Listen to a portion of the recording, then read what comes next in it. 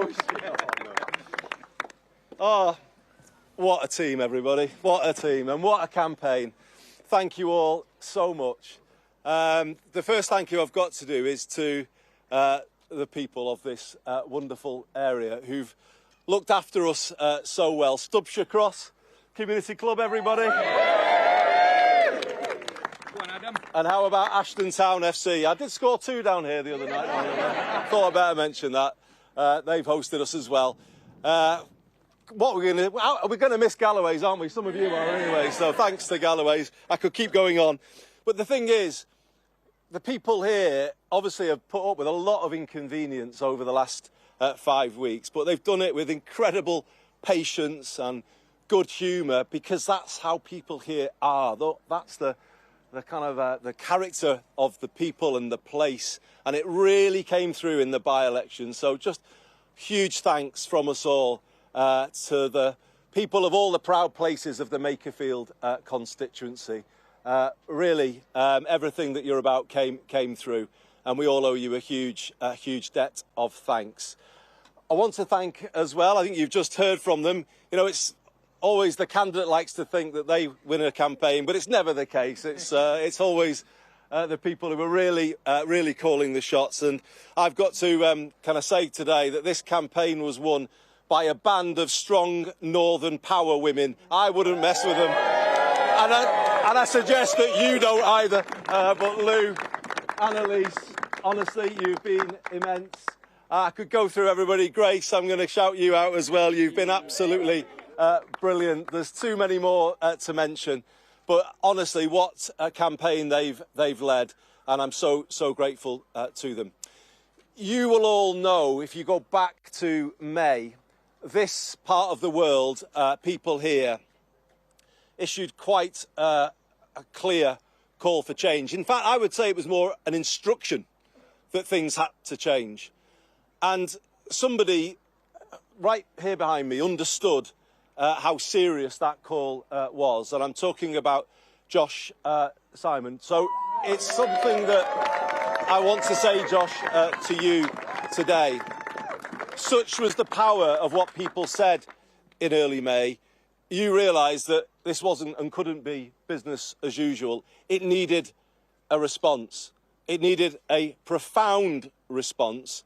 And you did something incredibly selfless in stepping forward, working with me to see how we did respond to what people said. It is a significant sacrifice that you, Leah, who is somewhere, I think, over there, wherever you're there, Leah, and the family made. But I know you did it for all of the right reasons, and I think it's important this morning for me to put those reasons on the record and to thank you both, your family, publicly for what you did, because it does now open up the space for the real change that the people of this constituency deserve. Thank you, Josh. Thank you, Leah.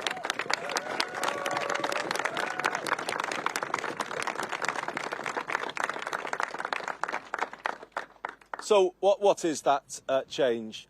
I did talk about the need to change Labour in this campaign, and we've got to now take this moment to answer the challenges that have been laid down. I did describe it last night as a last chance to change, and I think that's how people here kind of saw it when I was talking to them on the doorsteps, and they said, well, Andy, maybe we can give you our support this time, but you know it's not a blank cheque, it's not ongoing. You have to respond to what people here are saying. You have to do something to make life more affordable, to put more money in people's pockets, to give people more breathing space again so that they can have a better life. That's what people were saying, and we must respond to that.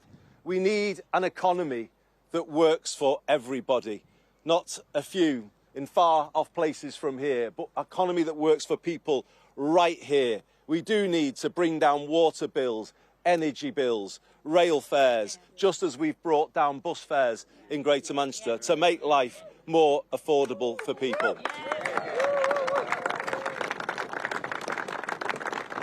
We do need an end to trickle-down economics, which didn't trickle down very much at all to places like this. We want to see a new drive of reindustrialisation across the north of England and indeed the rest of the country, and big change in Whitehall if that is to happen. And I'm talking about public procurement. It's about time we started backing British business and British industry so that we can reindustrialise places like this. And yes, let's change the education system so that young people growing up here have clear paths into that new industry. No more an education system dominated by the university route, but an education system that offers a path for everybody, academic and technical, in equal balance. That's what we need if we are to change this. And when I say change to public procurement, as a result of using the power of it, get more work placements for people, a guarantee of a work placement for every 16 to 18-year-old who wants one, the guarantee of an apprenticeship. These are the kind of changes that we need if we are to give hope to young people growing up in this part of the world. And yet, a change too from the Home Office. I heard on so many doorsteps people's concerns about the unfairness of the immigration system, that cut-price approach to procurement that means areas like this can end up like HMO Britain. It's not fair that they think that they can just operate like that and not hear the call of people here, the decent people here, who always will do the right thing, the compassionate thing, but not when it's unfair in terms of the way places like this are treated. These are the calls that we've got to hear, and this is the change that we've got to bring. And I say it again, it is our last chance to change, but we're going to take it, aren't we? We are going to take that opportunity, and we are going to lay out a new path for Britain.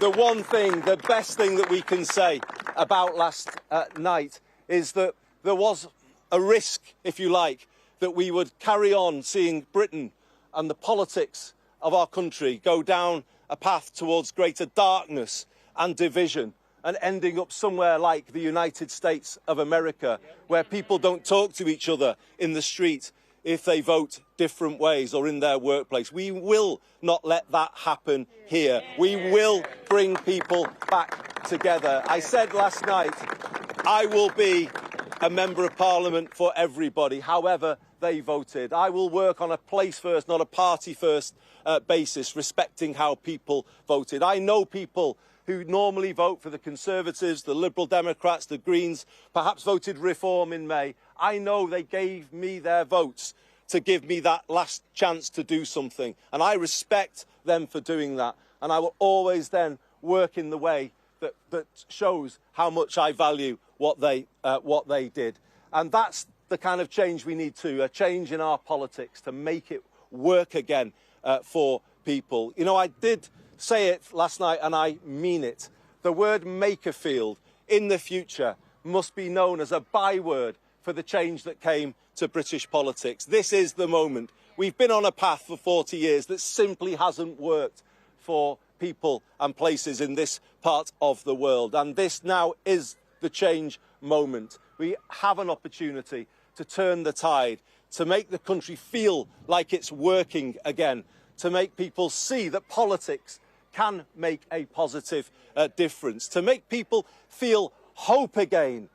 That is the main thing I think we need in this country right now, for people to feel a sense of hope, that there is something better to work towards on the horizon. This election result has opened up the possibility that we can now move forward together towards that future. And that's what I'm going to do. I will work relentlessly to make what the people have voted for here happen. And we will do that together, won't we? We will take the energy of this campaign and we will bring it forward into changing British politics for the better, and to make this part of the world, if you like, the test, the Makerfield test at the heart of British politics. When policies come forward, if they don't work for people here, for the places of this constituency, if they don't lift people up, then they shouldn't happen at all. We've not had a country run on that basis before. Places like this have often been an afterthought. Westminster has looked past the communities of this constituency. Well, no more. That changes today.